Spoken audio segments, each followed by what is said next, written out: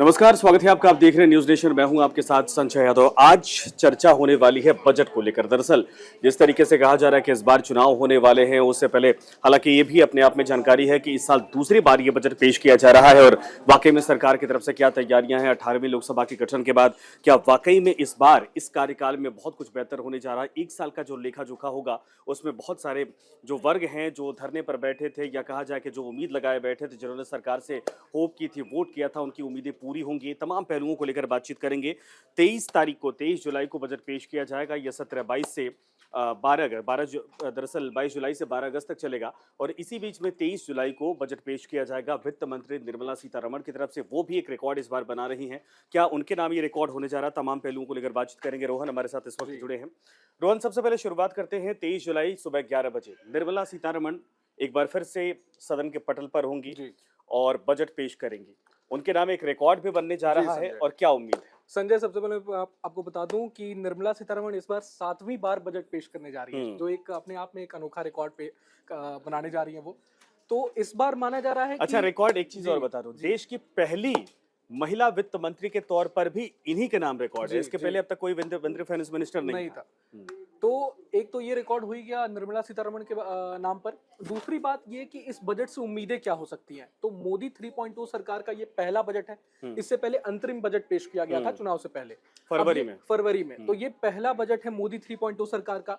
चुनावी नतीजों के बाद सरकार ये बजट पेश करने जा रही है। माना जा रहा है कि लोक लुभावन बजट हो सकता है, जनता को साधने की कोशिश हो सकती है। आगामी आप देखें इस साल के अंत में 3 राज्यों में विधानसभा चुनाव भी होने वाले हैं, झारखंड, हरियाणा और महाराष्ट्र। तो कहीं ना कहीं जनता को साधने और बड़े राज्य हैं। हाँ, बड़े राज्य हैं, तो उन राज्यों पर ज्यादा फोकस किया जा सकता है इस बजट में। तो ये मेरा आकलन है। अब देखते हैं बजट में क्या क्या हो सकता है। कहा जा रहा है कि इनकम टैक्स स्लैब में छूट मिल सकती है, शिक्षा, रोजगार, इन सब सेक्टर पर फोकस कर सकते हैं। नहीं, सबसे बड़ी चुनौती 2 राज्य जो अगर लोक लुभावन होगा या इन राज्यों को के हिसाब से अगर बजट पेश किया जाएगा तो मुझे लगता है कि किसानों का जिक्र यहाँ जरूर होगा, क्योंकि हरियाणा भी किसान बहुल एरिया है, किसान बहुल राज्य है और महाराष्ट्र भी।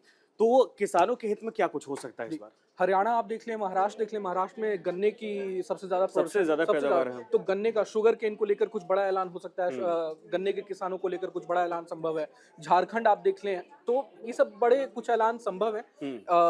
मिडिल क्लास जो लोग हैं, मध्यम वर्ग लोगों पर ज्यादा फोकस करने की उम्मीदें हैं।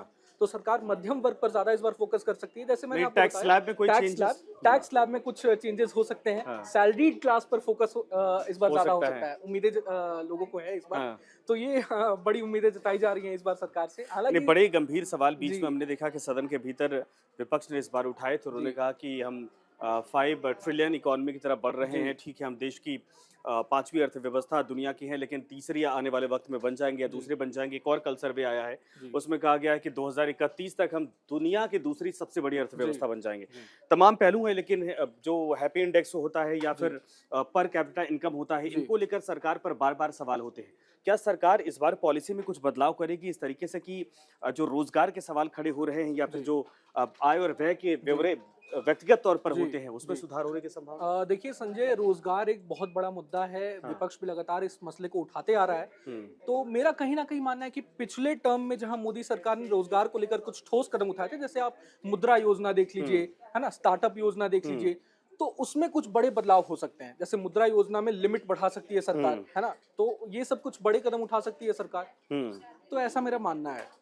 मतलब सरकार हो सकता है कि लोगों के हाथों तक पैसा पहुंचाए या लोन दे, जिससे लोग रोजगार की तरफ बढ़े। अगर नौकरी नहीं मिल पाती, रोजगार परक वो खुद बन सके। ये संभव।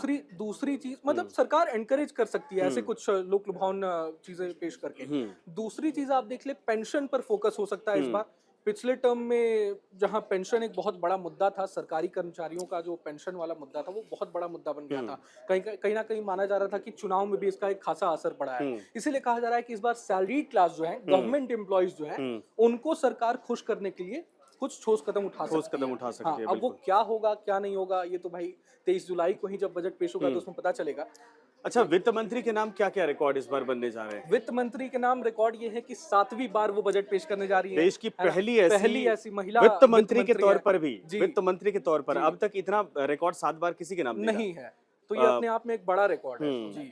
और इसके अलावा पहली वित्त मंत्री महिला के तौर पर भी हैं। और दूसरा ये सोचिए कि दोनों टर्म में बहुत एक तरह से कहा जाए कि साथ सरकार का इनका रहा है, जी। और इस बार भी हालांकि वो चुनाव लड़ी नहीं, लेकिन इसके बावजूद चूंकि राज्यसभा से हैं तो वित्त मंत्रालय की जिम्मेदारी उनके कंधों पर जी, है। जी। और देखना यह है कि महिलाओं को लेकर क्या कुछ करती हैं, क्योंकि जी। पिछली बार हमने देखा था बजट पेश होने से पहले एक तस्वीर आई थी, खुद सब्जियां खरीदती जी, दिखाई दे रही जी, थी। जी। महंगाई बड़ा मुद्दा हो गया महंगाई इस बड़ा वक्त, मुद्दा, जी बिल्कुल। इस पर है कुछ? महंगाई अब इस बार तो हमने देखा भी है, टमाटर आप देखिए, टमाटर सब्जियों के दाम जिस तरह से उछाल पर हैं, तो उनको सरकार कैसे कंट्रोल करती है, कैसे लगाम लगाती है। पेट्रोल डीजल आप देख लीजिए, उस पर कैसे लगाम लगाती है, क्योंकि विपक्ष तो इस बार भाई हंगामा कर रहा है इस बार। पेट्रोल डीजल को लेकर जी। खबर है कि इसको हाँ। जीएसटी के दायरे में लाया जा सकता है, ऐसी है संभावना?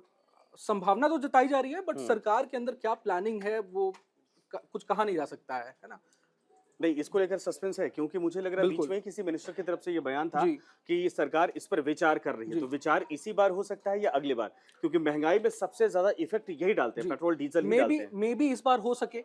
एक तो ये भी पॉइंट है, मे बी इस बार कहीं सरकार करे। दूसरी चीज ये कि मिडिल क्लास मध्यम वर्ग जो है उसको सरकार कैसे खुश करेगी। तो शिक्षा में जो आप देख लें, स्कूल और प्राइमरी स्कूल लेवल पर या उच्च शिक्षा में आप देख लें, उसमें सरकार स्कूल फीस जो है उसमें जीएसटी का जो दायरा है वो कम कर सकती है। अच्छा। ये एक आकलन अच्छा, व्यापारियों को लेकर भी कई सवाल थे कि जीएसटी का जो स्लैब, जो कैप तय किया गया है, जी। उसमें रियायत होनी चाहिए, और जी। बहुत सारे ऐसे व्यापारी थे जो कहते हैं कि जी। इसके बाद हमें कुछ बचता जी, नहीं। जी। क्या जीएसटी को लेकर इसको और सरल किया जा सकता है, या जीएसटी में कोई परिवर्तन की उम्मीद नहीं है?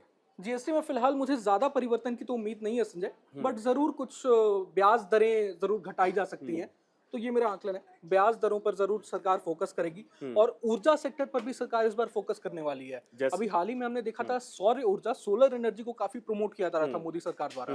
तो इस बार ऊर्जा सेक्टर को काफी ज्यादा उस पर फोकस रहने वाला है, मुझे ऐसा लगता है।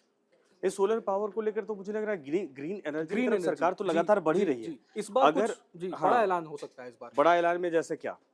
जैसे सौर ऊर्जा को घर घर तक पहुंचाने की कोशिश हाँ, हो सकती योजना है, बनाई जा सकती योजना है, बनाई जा सकती उसको है, लेकर घर-घर। बजट रखा जा जी सकता जी है। बिल्कुल, क्योंकि इंडिया के पास जो एनर्जी उत्पादन है तो वो लिमिटेड है ना। तो सौर ऊर्जा एक जरूरी है, प्राकृतिक चीज है, उसको बढ़ावा देने की कोशिश हो सकती है ना।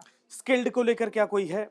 स्किल इंडिया चलती है, स्किल- उसको लेकर बजट भी होता स्किल है। डेवलपमेंट पर तो हमेशा से मोदी सरकार का जोर रहा ही है, लेकिन इस बार हो सकता है स्टार्टअप योजना, स्किल डेवलपमेंट, डिजिटल इंडिया जो योजना थी सरकार की, एक नई पहल थी, उस पर भी सरकार कुछ ज्यादा फोकस कर सकती है। अच्छा, कई देशों में देखा जाता है जहाँ की जी। पूरी जो एक तरह से बजट होता है उसमें बहुत ज्यादा फोकस एजुकेशन पर होता है और मेडिकल फैसिलिटीज पर होता है। जी, जैसा देश के भीतर मेडिकल फैसिलिटीज वाकई में बड़ी महंगी है, सरकारी अस्पतालों में छोड़ दिया जाए।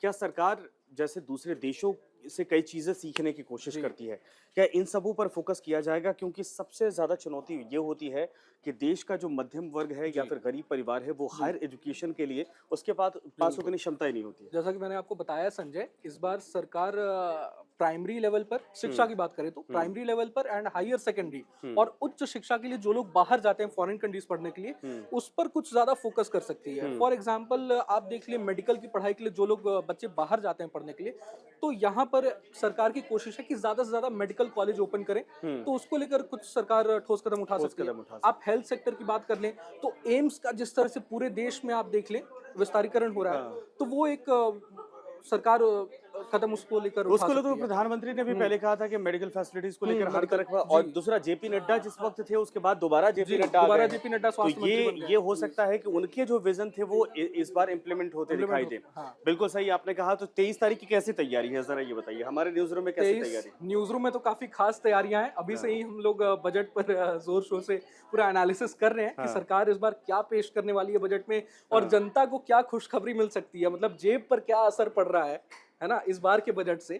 क्या वो जेब पर असर, वो मतलब जो सवाल तो यही है, महंगाई कम खास होगी कि करके नहीं। दिल्ली एनसीआर में रहने वाले लोग यही पूछते हैं कि महंगाई को लेकर क्या वाकई में सरकार सुनेगी। जी। क्योंकि लोगों की जितनी तनख्वाह, जितनी सैलरी होती है, जी। अगर महंगाई इसी तरीके से रही तो उनकी पूरी कमाई चली जाती है जी महीने बिल्कुल में, बिल्कुल। है ना? अच्छा, मैं आपको एक और चीज बता दूं कि रेलवे के किराए में भी कुछ सरकार फेरबदल कर सकती है। अच्छा। जैसे आप सीनियर सिटीजन्स के किराए में फेरबदल हो सकता है कुछ, है ना। पहले छूट रियायत? मिलती थी, रियायत हो सकती है। पहले मतलब छूट हाँ। मिलती तो थी पहले, हाँ, फिर वो उसको- हटा खत्म अच्छा। कर दिया गया था, लेकिन फिर से वो शुरुआत हो सकती है उसकी अच्छा। दोबारा से। तो ये मुझे जानकारी है, ऐसा मेरा आकलन है कि सरकार इस कोशिश में है। जरूर। खैर रोहन, बहुत बहुत धन्यवाद आपका। बहुत लेकिन बहुत ये धन्यवाद जरूर सुनील। है कि अभी इंतजार करिए, ये आकलन किया जा रहा है, लेकिन सरकार ये जरूर है कि इस बार चूंकि इलेक्शन से बिल्कुल अभी ताजी ताजी आई है, और ये कहा जा सकता है कि जो चीजें उसको लगी हैं कि जिस वजह से हार्म हुआ है, इसीलिए रोहन कह रहे थे कि लोक लुभावन बजट तो हो सकता है, लेकिन जनता का जो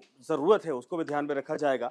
और इन सब के अलावा हो सकता है कि चुनावी तौर पर कुछ प्रभाव दिखे, लेकिन ये कार्यकाल पहले से भी ये कहा जा रहा है कि एक माइलस्टोन हो सकता है, और सरकार जो अब तक नहीं कर पाई है, जिस तरीके से पूरे देश को गवर्न करना चाहती है, उसकी झलक आपको हो सकता है दिखाई दे। धन्यवाद आपसे। न्यूज नेशन अब व्हाट्सएप पर खबरों के ताजा अपडेट के लिए न्यूज नेशन के इस क्यूआर कोड को स्कैन करें